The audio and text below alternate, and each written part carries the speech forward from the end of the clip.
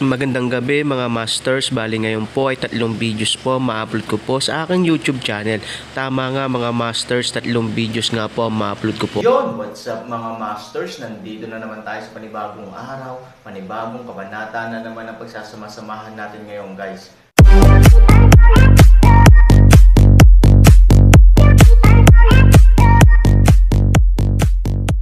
Bali mga masters, kung bago ka pa lang po sa aking YouTube channel, please click the subscribe button, lalong-lalo na po yung notification bell guys, para maging connected pa rin tayo sa isa't isa at maging updated kayo sa mga susunod ko pang video.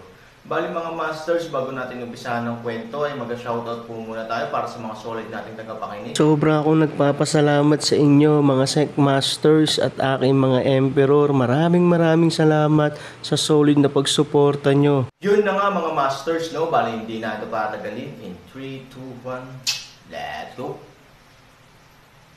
Mga masters, baka pwedeng hindi tayo mag-skip ng ads. Salamat mga masters. Ang bagong yugto ni Daryl sa Storytelling Channel sa YouTube mapapakinggan. Ang bagong kabanata.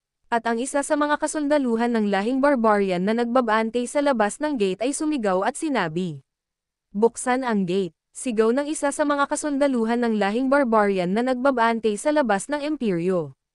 At ang gate ay dahan-dahan nagbabukas.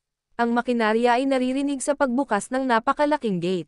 At nang makarating na sila Dax, Chester, Pinunong Benj, General Pat, General Brian, at General Kai at ang mga kasundaluhan na kasakasama nila sa tapat ng gate ng imperyo ng lahing barbarian. Ang mga kasundaluhan na nagbabante sa labas ay agad-agad na nagsiyuko at ang mga ito ay nagsalita at sinabi, "Maligayang pagbabalik sa inyo Sect Master Dax, Sect Master Chester at Haring Benj. At ganun na din sa inyo General Brian, General Pat at General Kai." Sabi ng mga kasundaluhan na nagbabante sa labas ng imperyo. At ang isa sa mga kasundaluhan na nagbabante sa labas ng gate ay napansin na wala si General Miles. At ang isang kasundaluhan ay muling nagsalita at sinabi, "Nasaan si General Miles, bakit hindi nyo siya kasamang bumalik?" At sa gilid napatingin ang isang sundalo sa dalawa sa mga kasundaluhan na may hawak-hawak na katawan at ulo. At ang isa ay sobrang nagulat at sinabi, "Anong nangyari kay General Miles?" Sabi ng isa sa mga kasundaluhan na nagbabantay sa labas ng gate. Nang marinig ito ng lahat wala man na kahit isa ang umimik. At maya-maya, si Pinunong Benj ay nagsalita at sinabi, "Nakabalik na tayo sa ating imperyo. Alam ko kayong lahat ay mga pagod na. Ngunit sa oras na makapasok tayo sa aking imperyo, haharap tayo sa ating mga mamamayan. Upang sabihin sa kanila ang mga nangyari sa paglusob natin sa imperyo at kaharian ng mga elf. Kailangan nila agad malaman ang mga nangyari kaya wala muna sa inyo ang magpapahinga. Maliwanag ba?" Sabi ni Pinunong Benj. Nang marinig ito ng lahat, sila General Brian, General Kai, General Pat, at ang mga kasundaluhan na kanilang kasakasama ay tumugon at sinabi, "Masusunod Haring Ken." At sila Dax at Chester ay walang imak, at si Dax ay napakamot ng ulo at mamulong kay Chester. "Brother Chester, si Brother Benj talaga. Alam naman niya na pagod na ang lahat bakit hindi niya na muna nahayaan na makapagpahinga tayong lahat?" Sabi ni Dax sa mahinang tono na tanging si Chester lang ang nakakarinig.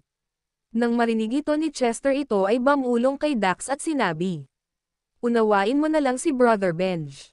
Na kahit ako ganyan din ang gagawin ko." Ang mga lahi ng mga barbarian na kanilang mga mamamayan ay lubos na nag-aantay ng masayang balita sa pagtungo natin sa imperyo at kaharian ng mga elf, at sa ating pagbabalik ngayon. Ang mga mamamayan ay inaasahan na may magandang nangyari sa paglusob natin sa lahi ng mga elf. At para malaman din nila agad ang mga pwede pang mangyari sa hinaharap. Dahil ang ibang mga kasundaluhan ng lahing elf na bumibilang parents sa libo-libo ay mga buhay pa at ang kanilang hari na si Haring Ken.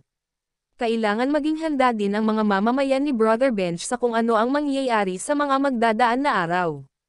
At ang babaeng elf na hawak-hawak ngayon ni General Brian. Ang magiging daan o dahilan ng isa pang matinding labanan ng dalawang lahi.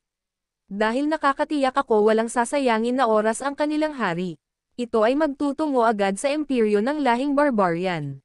Upang kunin ang babaeng elf na iyan. At mapaghigantihan ang ginawa natin pagsira sa kanyang kaharian at pagpaslang sa kanyang mga kasundaluhan. Kaya dapat talaga malaman agad ng mga mamamayan ni Brother Benj ang pwedeng mangyari upang makapaghanda ang lahat.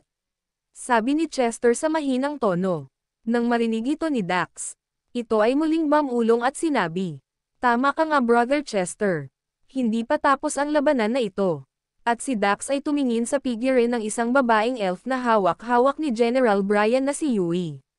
At maya-maya si Pinunong Benj ay nagsalita muli at sinabi, "Ang katawan ni General Miles General Pat ay iyong palinis bago natin siya ilagay sa libingan ng mga magigiting natin mga kalahi.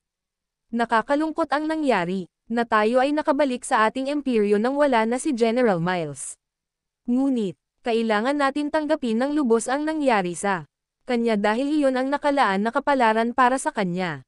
Sige na General Pat, dalan nyo na ang katawan ni General Miles sa loob ng imperyo at para ito ay maayusan na." Sabi ni Pinunong Benj. Nang marinig ito ng mga kasundaluhan na may dala-dala sa katawan ni General Miles at ng ulo nito, sila ay tumingin kay General Pat. At si General Pat ay tumugon at sinabi, "Masusunod Haring Benj." At nang maglalakad na sana sila General Pat at ang dalawa sa mga kasundaluhan na may dala-dala sa katawan ni General Miles, si Pinunong Benj ay nagsalita at sinabi, "Saglit lang, sabay-sabay na tayong papasok sa loob.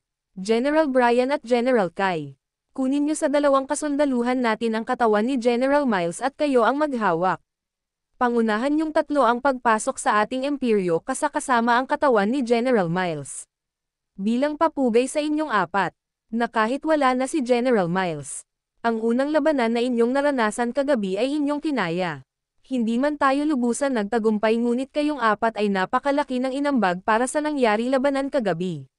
Sige na General Brian at General Kai. Kumilos na kayo," sabi ni Pinunong Benj. Nang marinig ito nila General Kai at General Brian, sila ay nagkatinginan at sila ay tumugon at sinabi, "Masusunod Haring Benj." At kinuha ang dalawa ang katawan at ulo ni General Miles sa dalawang kasundaluhan ng lahing barbarian. At ito ay kanila ng daladala. At si Pinunong Benj ay sumigaw sa malakas na tono at sinabi, "Pumasok na tayong lahat," sigaw ni Pinunong Benj. At sila General Brian, General Pat, General Kai ay agad-agad na naglakad papasok sa gate ng imperyo ng lahing barbarian habang daladala nila ang katawan ni General Miles at ang ulo nito. At sa likuran ng tatlong general, sila Dax, Chester, Pinunong Benj ay naglakad na din. At ang mga kasundaluhan ay naglakad na din at sumunod sa likuran nila Dax, Chester, Pinunong Benj. Nang makapasok na ang tatlong general na sila General Pat, General Kai, General Brian, daladala ang katawan ni General Miles na nakabalot. Ang mga kasundaluhan na nasa loob ng imperyo ay mga nagsiyukuan at sa likuran ng tatlong general. Sila Dax, Chester, Pinunong Benj ay naglalakad at ang mga kasundaluhan na kanilang kasakasama ay nasa likuran. At ang mga kasundaluhan na mga nakayuko ay sumisigaw at sinabi, "Maligayang pagbabalik sa inyo Haring Benj."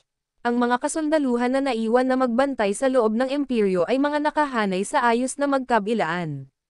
At sa gitna naglalakad ang lahat, habang tahimik ang lahat, ngunit ang kapaligiran ay nagsisigawan sa saya kasama na doon ang mga mamamayan ng lahing barbarian. Sila General Pat, General Brian, General Kai, Chester, Dax, Haring Benj ay sinalubong ng mga mamamayan ng lahing barbarian na sobrang saya.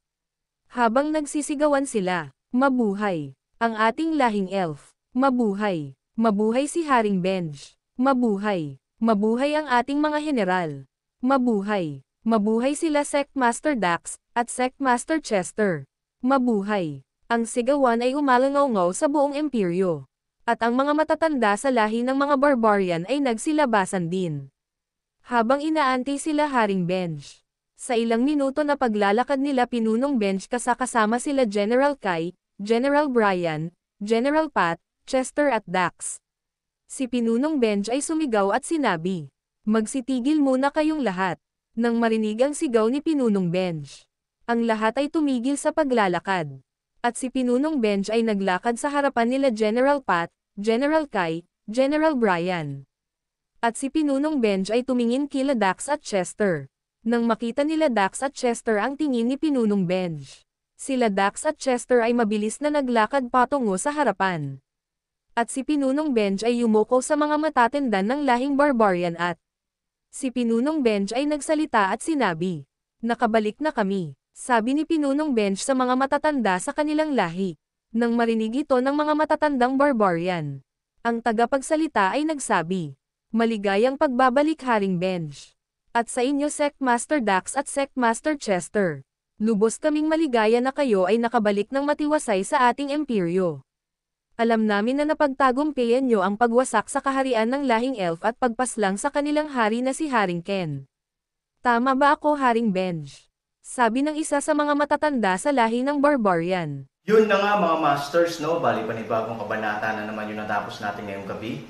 Muli, maraming salamat po talaga sa walang sawang suporta po sa aking YouTube channel na talagang inaabangan nyo po ang bawat upload ko po. Bali mga masters, magkita-kita ulit po tayo bukas ng gabi at ngayon po ay magpapaalam po muna tayo. Bali mga masters, bye-bye!